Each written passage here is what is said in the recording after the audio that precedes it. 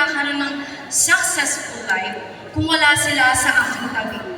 Hindi nila ako magbibigyan ng magandang buhay kung hindi nila gugustuhin na bigyan ako ng napakagandang buhay.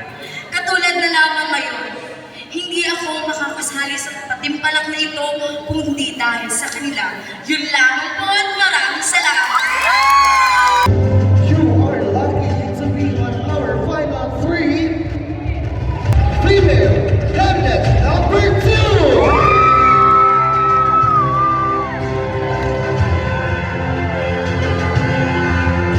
Please Maoman Youth Ambassadors 2025 first runner-up.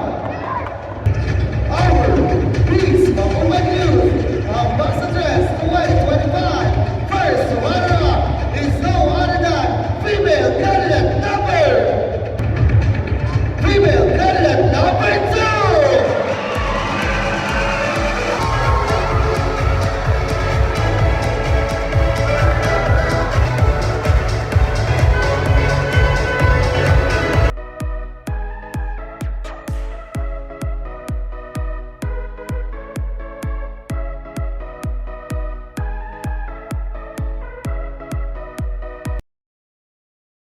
Once again, Mr. J. Comiendo